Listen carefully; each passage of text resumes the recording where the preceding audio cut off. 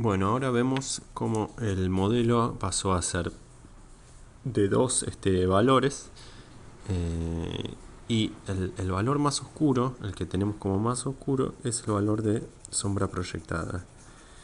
Varias cosas para decir sobre esto. Obviamente este video es bastante general y no estamos dando un enfoque eh, tremendamente específico. La idea es como ir viendo un poco el proceso eh, y con eso ya está bastante bien, pero podemos ir haciendo algunas observaciones. Vemos que en principio una sombra proyectada, después cómo se une con un sector de sombra propia, es decir, el labio. Si nosotros continuamos el dibujo, seguramente esto se va a fundir en un valor muy similar. Aquí lo tengo separado en función de que se entienda sombra proyectada, sombra propia. El labio superior aquí proyectando sombra sobre el inferior. El labio inferior que recibe mucha luz proyecta sombra sobre la parte que le corresponde como la parte posterior al labio inferior. Y aquí hay como un hueco en donde no accede tanto en donde no accede la luz. Lo mismo sucede aquí, sombra proyectada de la nariz, sombra proyectada del arco superciliar sobre el párpado superior y aquí genera un hueco. Nuevamente sombra proyectada del párpado o del espesor del párpado sobre el globo ocular, del párpado inferior sobre la mejilla o el pómulo. Lo mismo aquí que en este caso, lo mismo aquí, es decir, el arco superciliar proyectando sombra sobre el párpado, generando un lugar en donde no hay acceso de luz. Y todos estos lugares como espacios en donde la luz no accede. De esa manera nos queda bastante distribuido.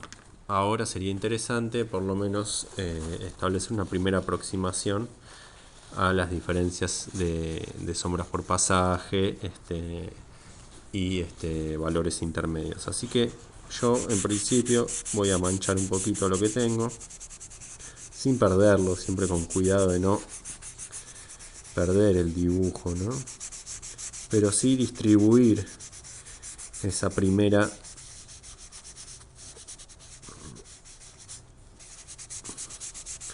aproximación de valores que hemos hecho organizada, ¿no?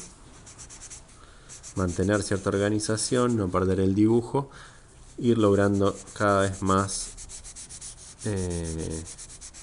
una instancia orgánica y perder la rigidez de los límites para después decidir en dónde sí la vamos a utilizar. Bueno, hemos dado cierto esfumado. Ahora vamos a establecer algunos lugares de luz. Recuerden, como había dicho, que en este caso yo estoy inventando este rostro y había dicho que la luz viene desde un lugar arriba, lo cual está muy dado por la sombra proyectada de la nariz, y hacia la derecha del personaje, hacia la izquierda del espectador.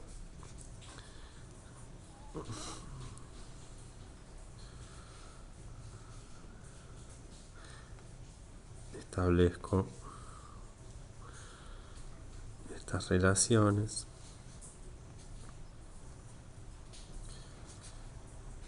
Busco lugares en donde pienso que la luz va a pegar con mayor contundencia, con mayor claridad. Las caras, en función de cierto estudio geométrico, uno se va imaginando también o racionalizando, estableciendo racionalmente estos lugares de acceso de luz para establecer como una especie, como decirlo, de modelado. La tendencia de la luz es de costado y superior, pero algo frontal, es decir, la sombra proyectada no está yendo para allá absolutamente, de manera que la luz no viene bien de costado, sino que tiene cierta frontalidad, por eso no es que se va totalmente para el costado. De hecho, por lo arriba que viene, por lo que está dando cuenta de la verticalidad, tal vez incluso hasta podría agregar un poco de sombra de la continuación de esta sombra aquí.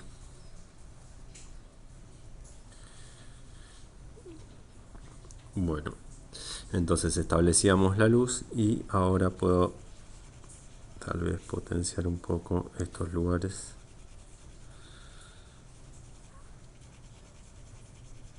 De sombra propia. Recordemos, como habíamos dicho, que la sombra propia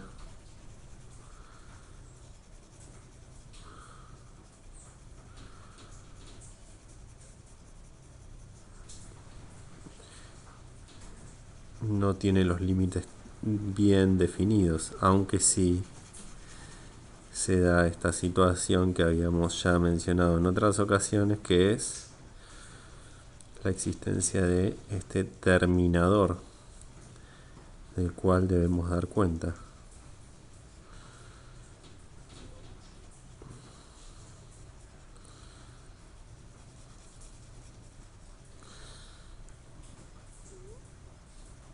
Es decir, el lugar que deja de tener acceso de luz implica una especie como de línea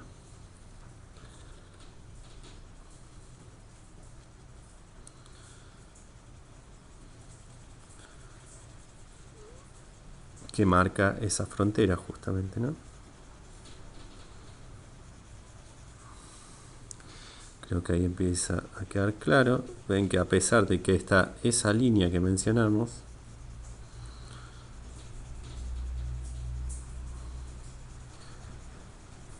buscamos esfumarla. Buscamos esfumarla, como decía. Y siempre un dibujo de naturalismo y con este tipo de claroscuro va a implicar una buena interrelación de registros de sombras, es decir, de sombras muy rígidas como la que voy a hacer ahora con la sombra proyectada,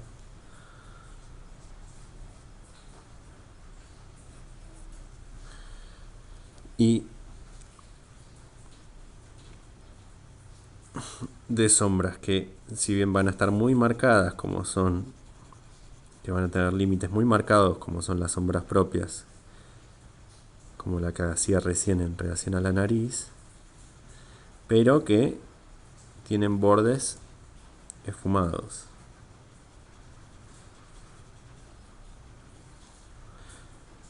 Decía, sombra proyectada va a tener, como estoy haciendo ahora, del ojo, es decir, de la cuenca o del arco superciliar sobre el ojo, muy definidas, o del párpado superior sobre el globo ocular muy definido,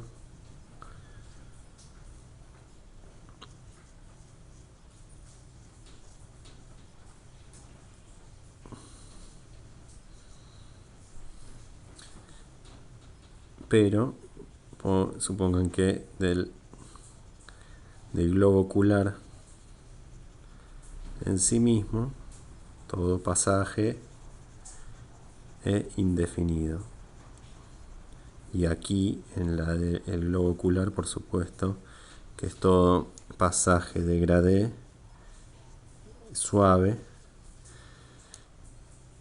y sin terminador. Es decir, en este caso no se va a dar cuenta de en dónde empieza un valor, termina el otro, etc. Si sucede, como decíamos, la sombra proyectada cuyos límites son muy definidos, aunque también hay otras instancias de definición que son las de los planos, ¿no? En donde termina un plano, acá el espesor del párpado inferior, y empieza el párpado inferior. Lo mismo con el párpado superior en relación a su espesor. Se nota muy definido el plano, aunque no ponemos una línea, sino que es la propia definición del límite del plano. que genera esa diferencia espacial.